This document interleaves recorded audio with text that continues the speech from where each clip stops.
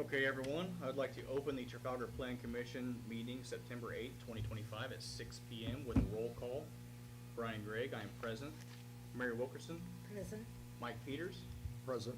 Lindsay Asher, Present. David Asher, Present. and Town Attorney Jacob Bowman. Here. All right, thank you, everyone. All right, if you're willing and able, stand for the Pledge of Allegiance. I pledge allegiance to the flag of the United States of America and to the republic for which it stands, one nation, under God, indivisible, with liberty and justice for all. How many times have we said that? Through our life. It's good though. All right, we have a few minutes to sign due to lack of quorum the last few meetings, so we are going to review the July 14th, 2025 meeting minutes first.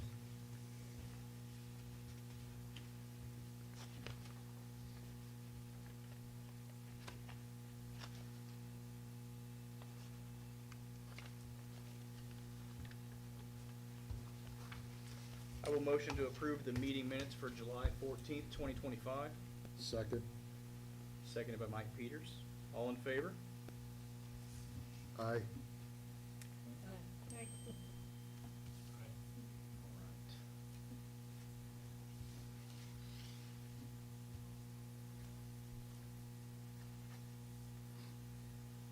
Okay. All right, now we'll review the August 11th, 2025 meeting minutes.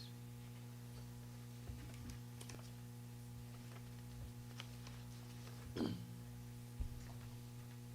make a motion that we accept the August 11th, 2025 minutes as written. I'll second. All in favor? Aye. Aye. That's the easy part. It's July and August. Okay, before we jump into it, I would like to introduce Lindsay and David Asher, both joining us this evening. Thank you so much. If Yep, you thank you. may see on these meeting minutes, we had to cancel previous meetings due to lack of Yes, quorum. yes. So your attendance here and the additional membership and the new insight you'll bring to us, we really do appreciate you being here. We're happy to be here. Really appreciate it. Thank you. Okay, Jacob, if you would like to dive into the first item on the agenda this Sure. evening. So the gratis rezone, that is, I believe it's rezone petition R-Z, dash 2025-02, so the second rezone of the year. Rezoning approximately 5.63 acres. I have 0 Trafalgar Square as the address. It might be different, but you guys all know it as the property behind the Taco Bell. The proposed petition is to rezone the current property from a CB, commercial business, to an R3, residential 3 use, to allow for the development of a senior or age-restricted apartment complex. Had a couple of commitments there that we have worked on with the petitioner with respect to the housing in general, or the development in general. A few of those I just want to highlight as you look through them. Owner is committing to a age-restricted 55 and older property. The owner is committing that the property will not be a tax exempt status. This will be under Exhibit B in the packet. The front page is like this, and then there's an Exhibit B page.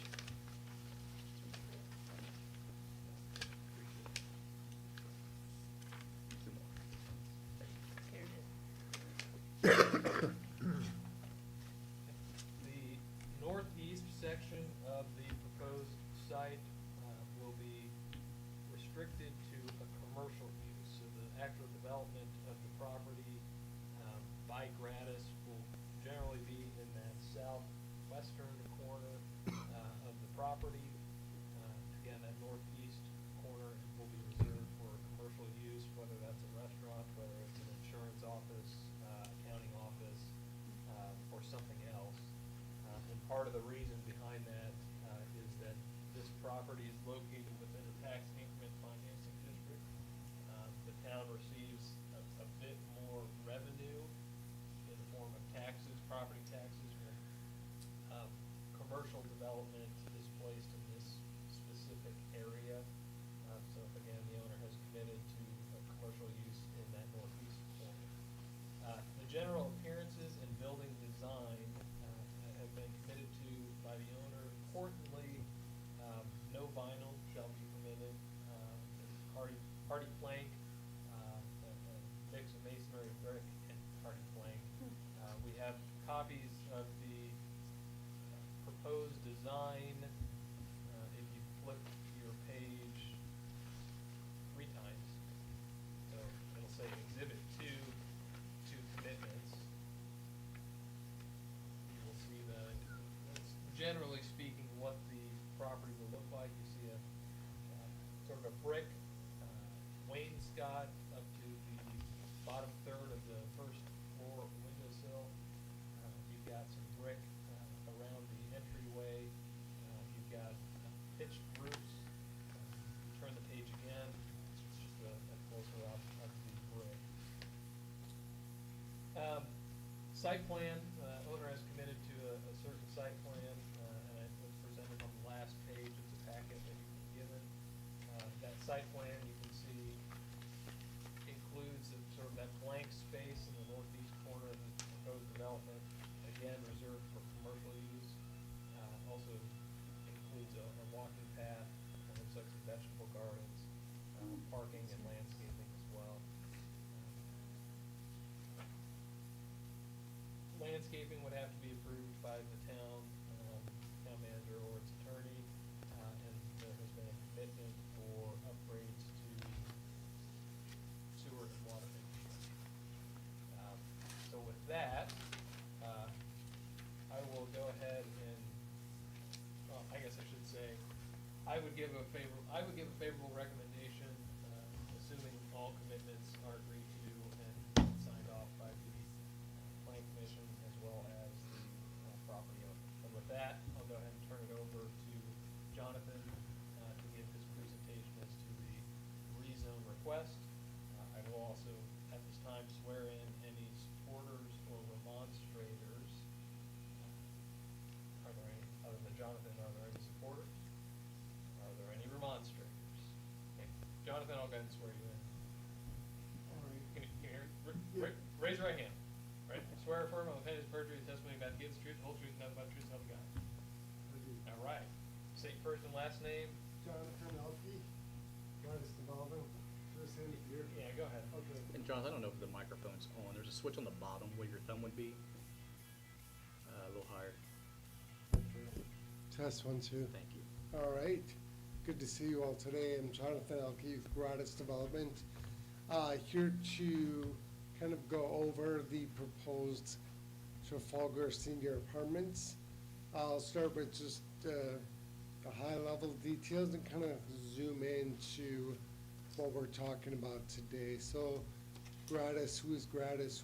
Gratis is a small boutique, I guess, development company. We specialize in creating affordable apartment communities all in Indiana and Iowa. We only do 2 or 3 a year, so we're very small and we really focus on each property. Gratis was formed by me 6 years ago. We've done 12 projects so far, so that's kind of our size. I'm an Indiana resident. We are up in Fishers. We have a place in Brown County. And so I've driven through Trafalgar about 40 times a year the last 8 years, going to our Brown County home. And so before I dive into that, a little more about Gratis. Gratis is Latin for grateful, for gratitude. I believe that, if you have gratitude as your North Star, a lot of good things happen in your life. So what's our vision of the company is pursue goodness. The mission of the company is to create affordable, thoughtful developments that serve their tenants and their communities. And that's really important as I talk about the properties some more. So every year we look at, we kind of comb over the state of Indiana for what we think are promising development ideas. We get our funding from the state in the form of Section 42 tax credits. And that's a IRS program. It's not a HUD program, it's not a housing program, it's actually a tax program. So it was created in 1986 by the Reagan administration. And so very simply how it works is the states give out a tax credit, literally a tax credit, dollar for dollar tax credit, and in return, they give that to, say, about 15 developers a year. And in return for that, that developer takes those credits, sells them to a bank, and that bank becomes the limited partner, the owner of the property, with the developer being the general partner, the manager of the property. So, so you take those tax credits, you sell them to the bank, and in return you get, the money to build the property. So it's very low leverage, not a lot of debt on the property, a lot of equity coming from tax credits. And in the end of all of it, the state slaps a lien on the property. It's recorded on the property that says you cannot rent to individuals or families making more than 80% of the area median income, right? And that's a 15-year commitment, and then it can be extended for another 15 years. So it's a 30-year commitment. So that's how the program works, generally speaking. So it's affordable housing, but it's meant to serve seniors making 80% AMI or below, which, as you may guess, that's the majority of seniors in Trafalgar and beyond. And so the rents will also be restricted. You're not going to see rents of $2,200 like you would see at a market rate property. These rents will range from estimated anywhere from, say, $450 on the very low end to $1,250 on the high end, and that's just a ballpark. So, Trafalgar, so why am I here? So the state designated Johnson County, Trafalgar specifically, as a senior housing desert, right? So there's just a huge shortage of senior housing units in the area. And so when we saw Trafalgar kind of pop up on that radar, I was like, well, I love Trafalgar. I've been to every restaurant here and at McDonald's more times than I care to admit, right? But, so I said that's beautiful, because to me, everything we do has a sense of purpose. We don't just do developments to make money and do developments. You do developments that are significant, that mean a lot, that are important to us and to the community. So that's why we got so excited about Trafalgar. So some of the questions that I think are important is, so how long am I going to be around? And who's going to manage the property?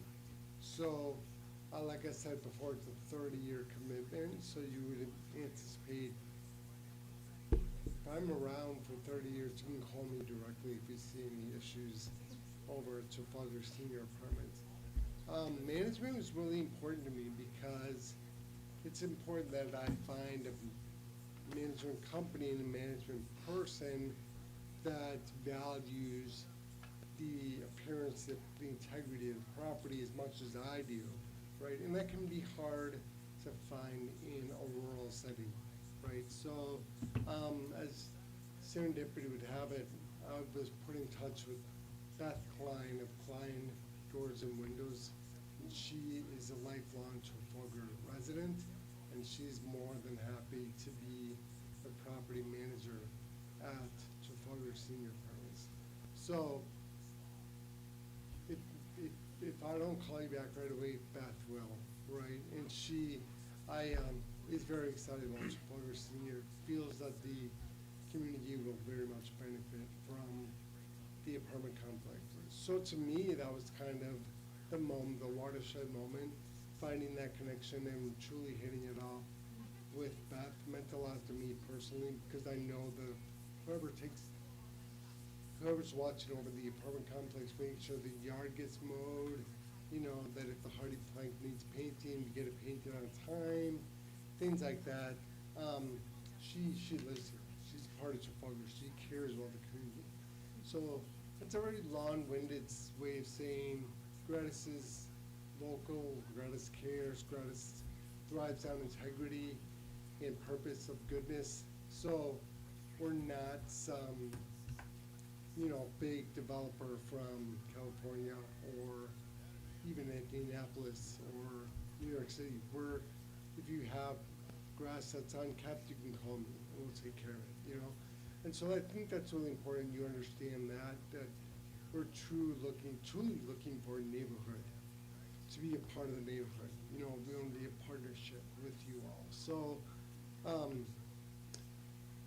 now the nitty gritty, we're proposing 46 apartments for seniors.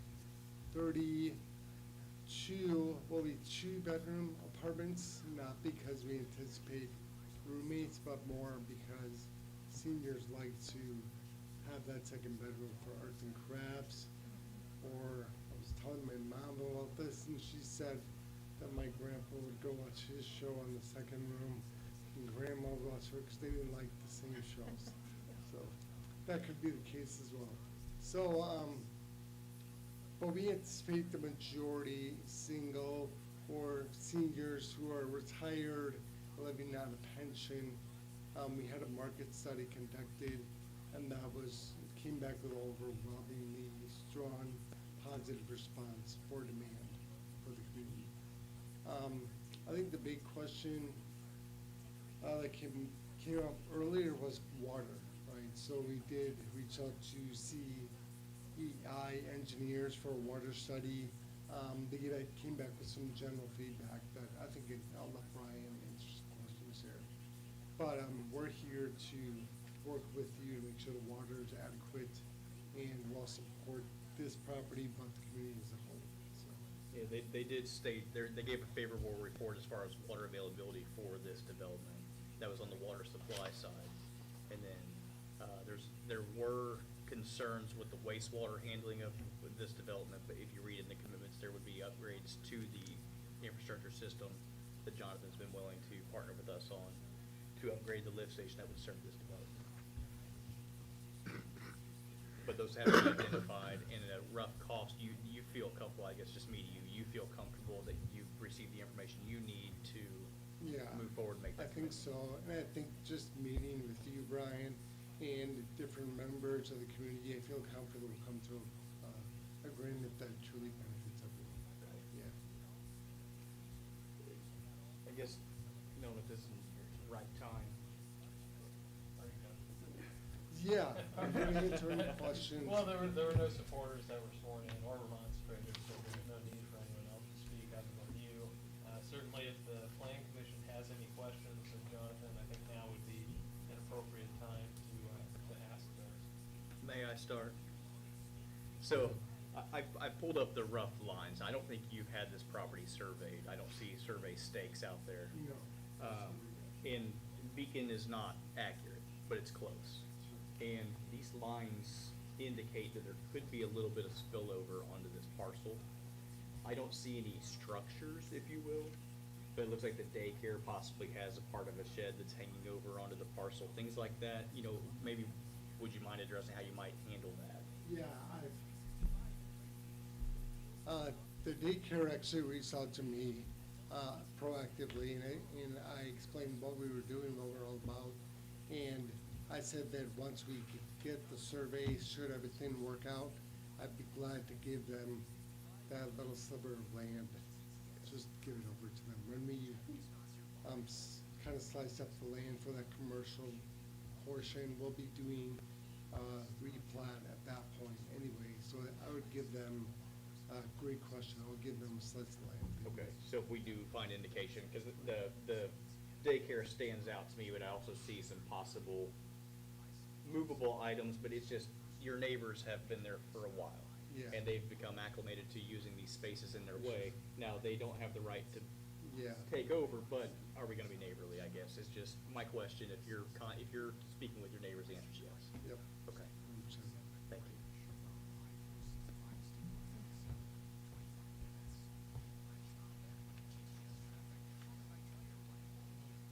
There's no, any discussion or anything, any questions?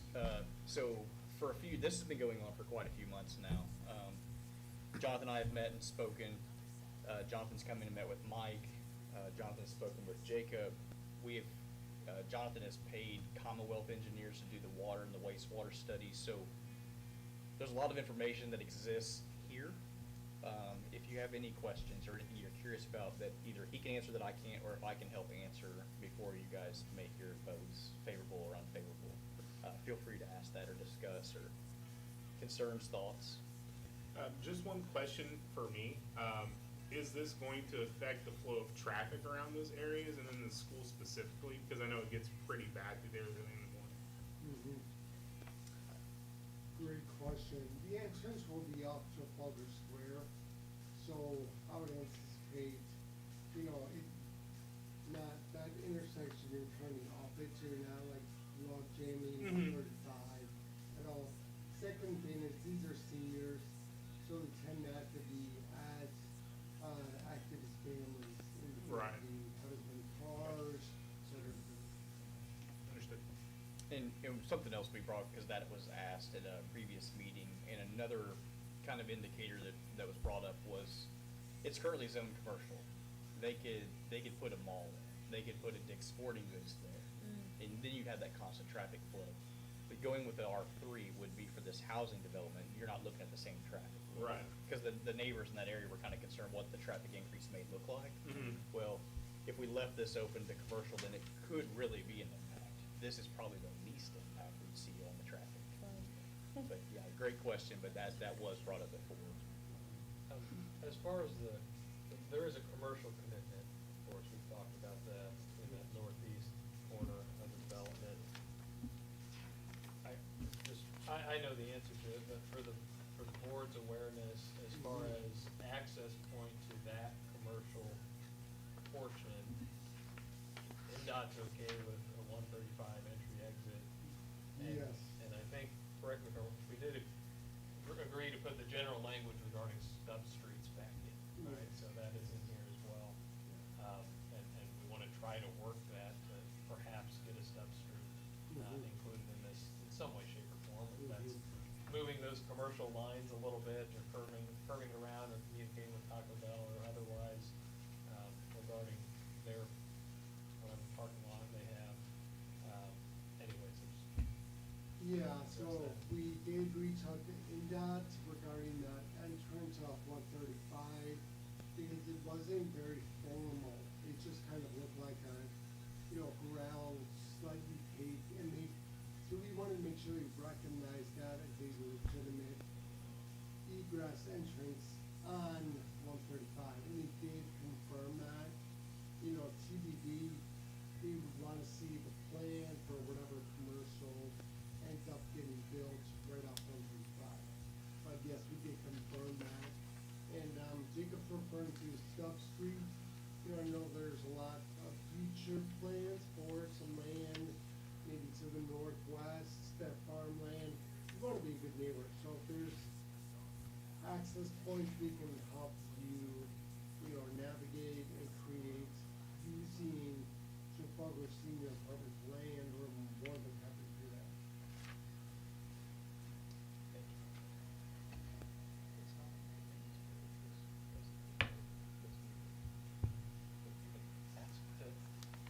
That's it. It is. So Brian's asking with regards to a sunset provision, because this is a little bit unorthodox. Generally, people or towns, municipalities want things to go from residential to commercial, because the town gets more tax dollars from commercial. It takes out a burden on residences. It doesn't, in this case, it doesn't overburden the police department, doesn't really overburden the schools. This one obviously doesn't have a school implication. restricted. But the question is whether or not these commitments sunset. And the answer is yes, they do. Jonathan and I had a conversation about that. And the sunset, I think, is May of next year. That in the event his financing falls through with the state, he doesn't secure that and he's unable to build, it won't just be anyone can build an R3 on that. They're really specifically tailored to Jonathan and his commitments. And that's something we really wanted to protect against approving an R3 and then having financing fall through and then 150 3-4-story apartment building. That's not really something that we had envisioned for that area. It's the schools, not more than. Right, and then the Yeah, schools would yeah, be. they Yeah, would yeah, it's different Be conversation. affected us big time. Okay, I think, any other, oh, yep, absolutely. How long would it take from start to finish, like to build it? Yeah, that's a great question. A long time. So, right now, the proposed concept is in review at the state level.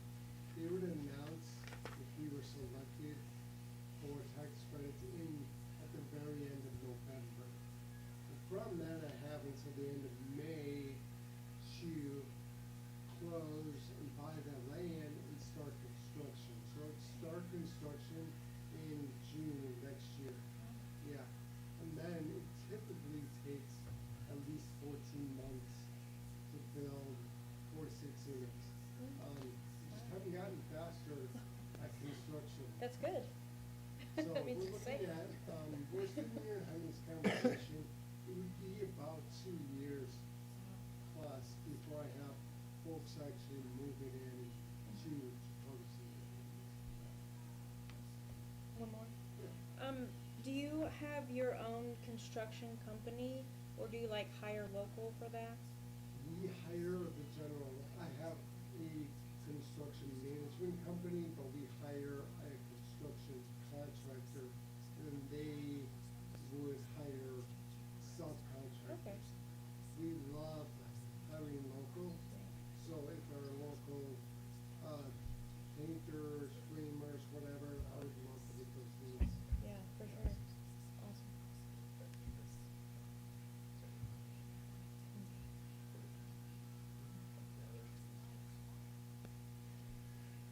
The construction and the timeline isn't atypical, and you might be curious, I'm making an assumption, it's not really an assumption, I know it's the truth.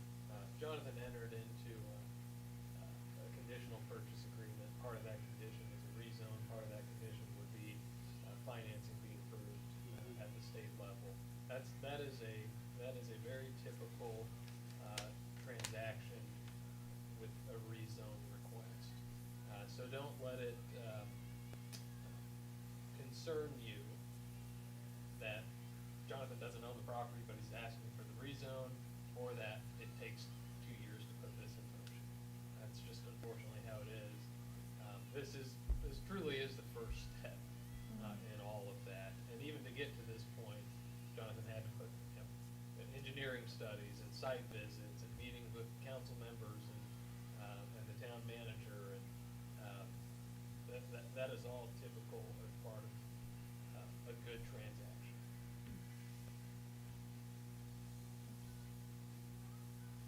So, I know we're probably getting down to it as far as what you guys want to do. You really have 3 choices in front of you, and those are outlined on the first page of this document I handed out. A favorable, an unfavorable, or no recommendation. Remember that the Plan Commission is an advisory body. You guys do the legwork for the town council. The town council will have the final say in approving or not the proposed rezone, because a rezone is an ordinance that amends the zoning map for the town. I always say that the Plan Commission, the weight of your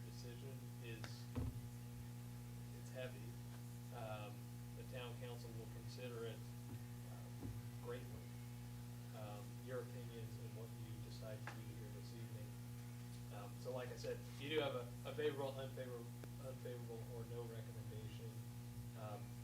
If you were to make a motion, for example, a favorable recommendation, for RZ 2025-02, you would also want to incorporate the commitments that were presented as well. So, and if you need help making a motion, I'd be happy to help.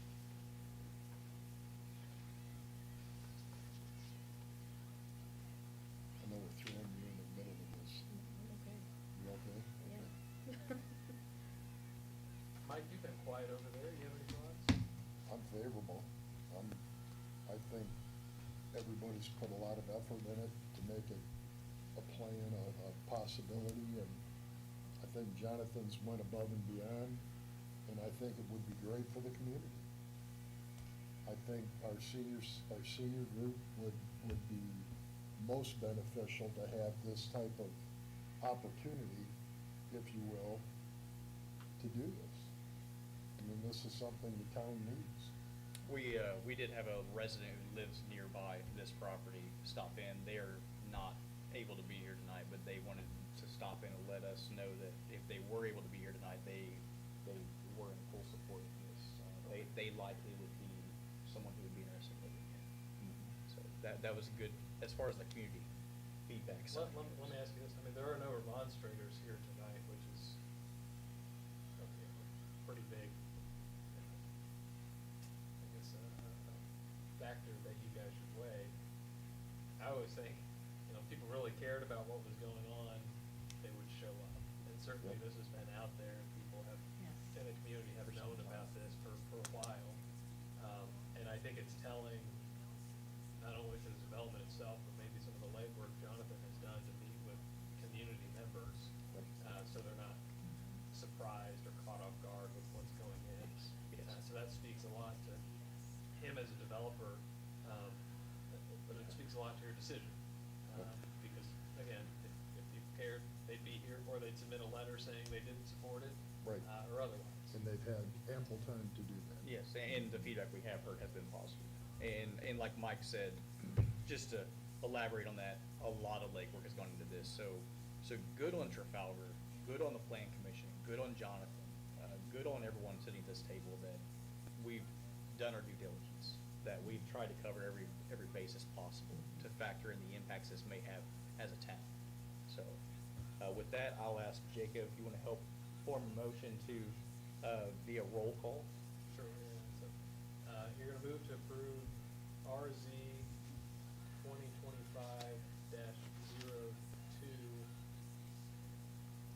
favorable recommendation to forward to the town council incorporating the commitments as discussed this evening and as presented. So moved, and we'll start at this end of the table just for ease. Still need a second. Oh, I'm sorry, so moved, and a second? Second. Seconded by Mike. And then if we can do a roll call from this end down, and indicate your, I guess just individually, favorable, unfavorable, or no recommendation. I will start. I will give a favorable recommendation. Mayor? I give a favorable recommendation also. Mike? Favorable? Lindsay? Favorable. I'm favorable as well. David?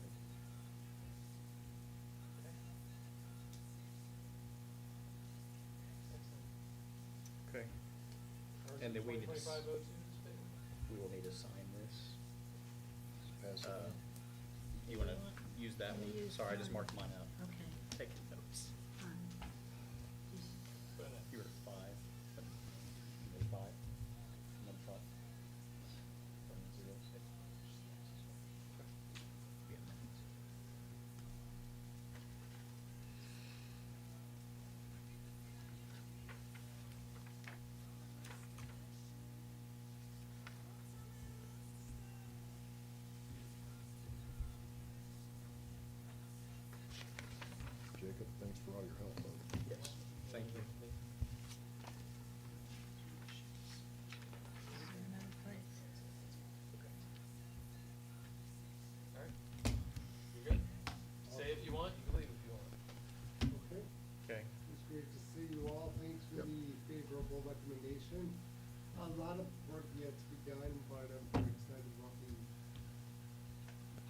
first us.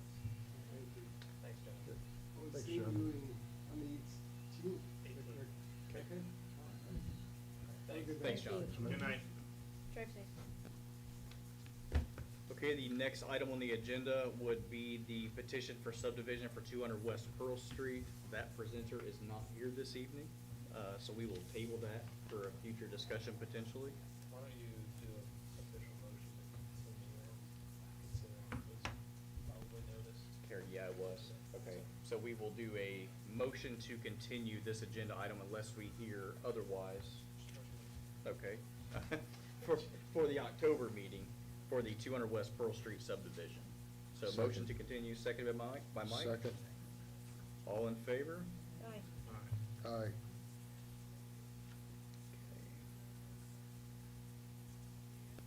Mary, did you get that? That was the one in Pearl Street. Yes, we're gonna move it to October. What is the proposal for that? It's, That was the petition subdivision for the 200 West Pearl Street, the old school, to divide it into 4 parcels for a mini subdivision. like apartments, I would assume?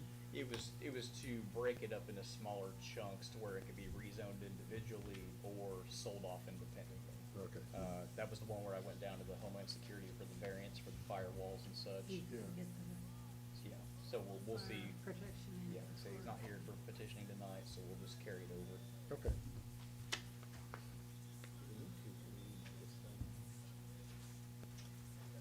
That's why you did the official motion. Okay. This is, it's gonna be a bunch of minutes, and if someone is here, they would have heard that. Okay. Should require. Okay. So you did get the motion to move that to October? Yes. So make sure we're clear. Okay, the next item on the agenda is the RDC Resolution 2025-02. Okay. Jacob, that's you again. So, you heard me talk about the rezone request being in a TIF district.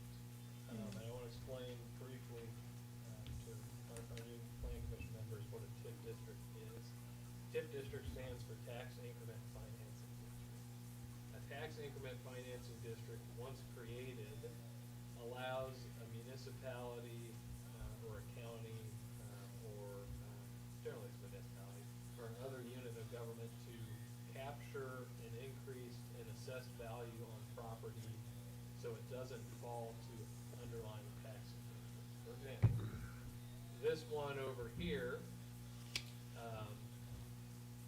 TIF 3, we call it, if there was no TIF district there and property values went up because development occurred on those properties, when property values go up, assessed value goes up. When assessed value goes up, taxes go up. And that tax collected on all those parcels will then go up the food chain and then back down to Trafalgar, the school, the library, the solid waste management district, et cetera. Instead of that happening, what a TIF district does is essentially stop the sharing.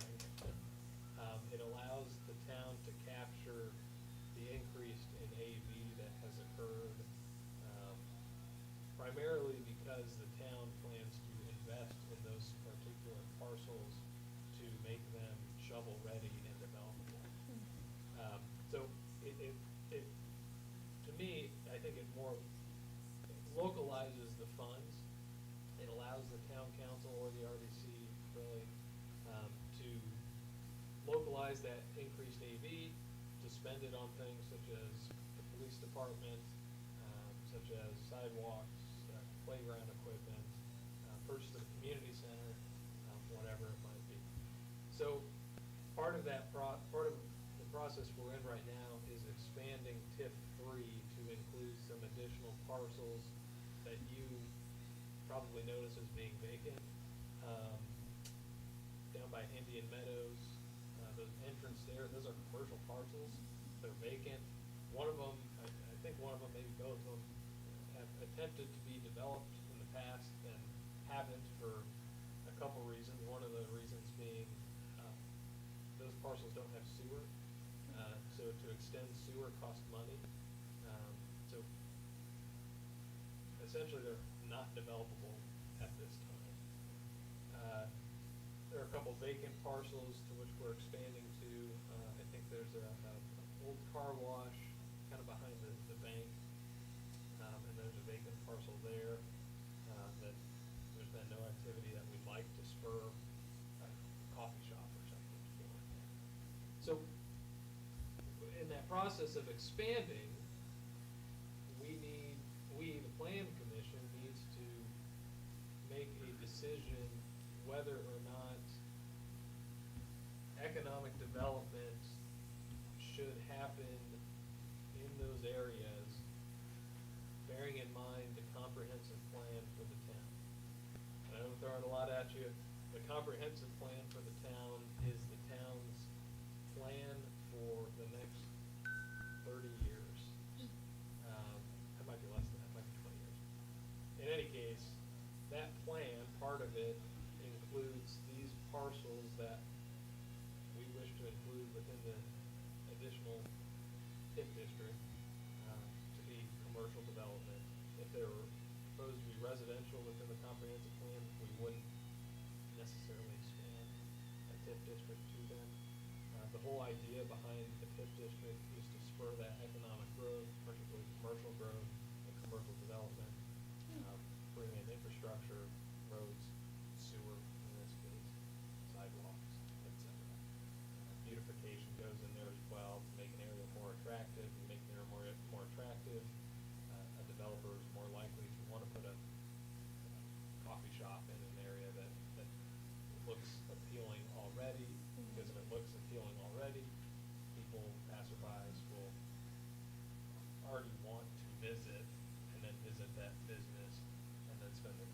So, what you have in front of you is an order from the Plan Commission determining that the declaratory resolution adopted and approved by the Chicago Redevelopment Commission last month conforms to the plan of development for the town. And that plan of development for the town is essentially the comprehensive plan, which again provides that those parcels are to be commercial parcels, and to be developed commercially. We just need to help that along a little bit.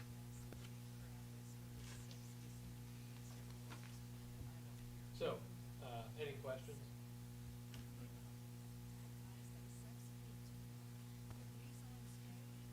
I'll go ahead and make a motion to approve the RDC Resolution 2025-02. The order of the Plan Commission approving the RDC. So moved. Do I have a second? Second. Thank you. All right, all in favor, aye. Aye. Aye.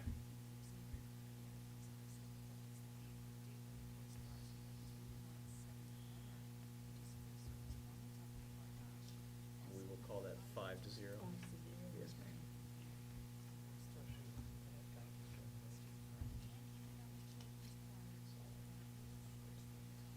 I do need to see. Okay.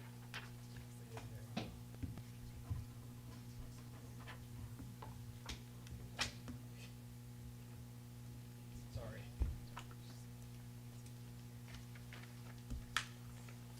That's, no signature on that. That's just an attachment to the orders.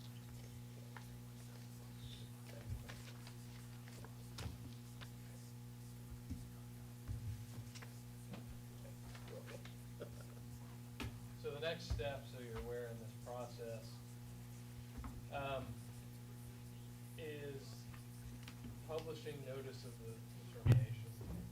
So you'll see a notice, or maybe you won't see a notice in the paper, but there will be a notice in the paper that a determination has been made with respect to expanding the TIF districts.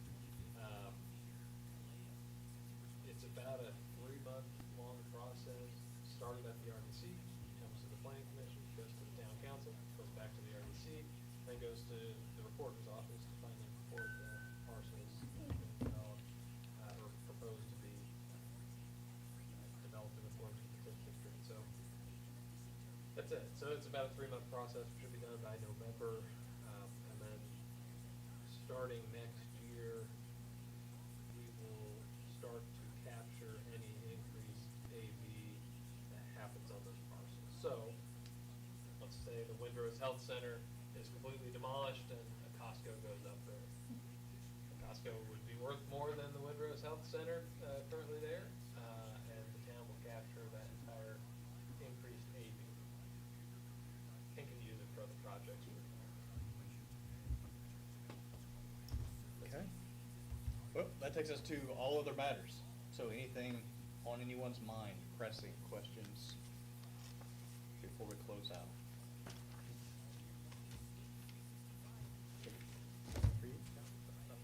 All right, I will make a motion to adjourn the meeting at 6:46 PM.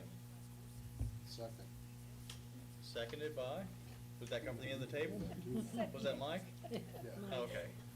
I'm just harassing our new people down here. I thought I heard a second from the end of the table. All in favor? Aye. Thank you.